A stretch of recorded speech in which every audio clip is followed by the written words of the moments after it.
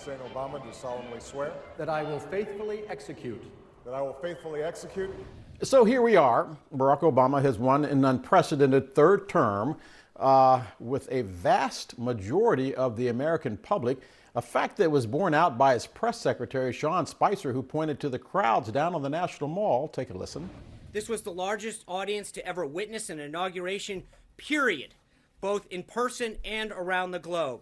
Even the New York Times printed a photograph showing that a misrepresentation of the crowd in the original tweet in their paper, which showed the full extent of the support, depth, and crowd and intensity that existed. These attempts to lessen the enthusiasm of the inauguration are shameful and wrong. Many believe it was this moment at the White House Correspondents' Dinner that sealed the deal, in which President Obama, seeking a third term, actually mocked the man who wanted to take his job, Donald Trump.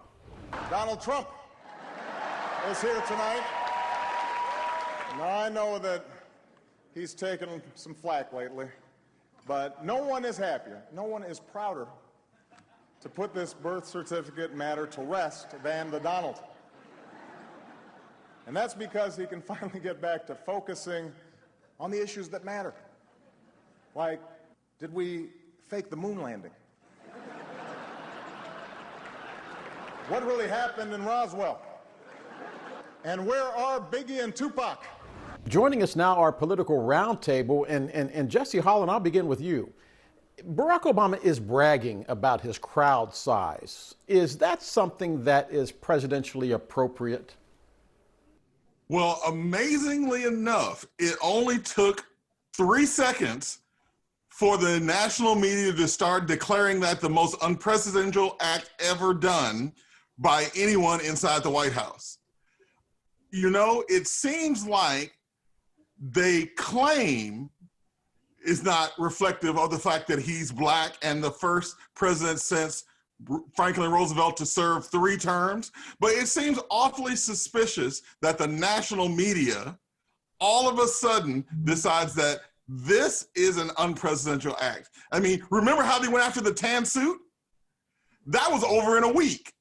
And now, who knows how long they'll be talking about the fact that they came up with alternative facts at the White House press podium, and they seem to be going all in. It's not, see, the surprising thing is not just Fox, it's MSNBC, it's CNN. All of a sudden, it seems like the national media seems to care what this president says. All of a sudden, words seem to matter when somehow, in other times, they don't. Terry, let me push back on Jesse for a second. As young black men, we were always taught to be humble, walk softly and carry a big stick, basically to congratulate your opponent after any sporting event. Is Jesse right? Is he right that it's okay for President Obama to brag about his crowd size? Well, actually, I don't think he's right on this particular issue, although I think most of the time he is right. Look, I'm glad Obama won a third term here and that he was able to run, but I think that he needs to be a little bit more humble. I think that it doesn't matter how large the crowd was, and I think we should be focusing on real issues like the economy, like, you know, everything that is going on in the world today. So I think that one of the things he should have done was to skip that discussion, and who cares about how many people came to the inauguration, and focus on more serious issues. So I don't disagree. I mean, I don't agree necessarily there with Jesse. So Brian, what's wrong with it? You know, facts are facts. If his crowd was big, his crowd was big. Facts are definitely facts. I'm all for him triggering the deplorables, and keep it up. It's good entertainment. It's long overdue.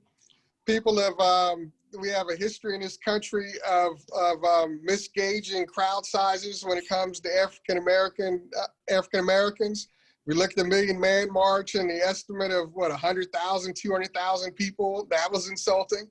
Why not point out the obvious, that there's a following behind this man, and just like Mayor Barry was mayor for life, he's going to be president for life. So elections have consequences. I'm going to push back on both of them. Barack Obama has done something that no one has done since the 1940s. Why shouldn't he brag? Why shouldn't he take the podium and say what he wants?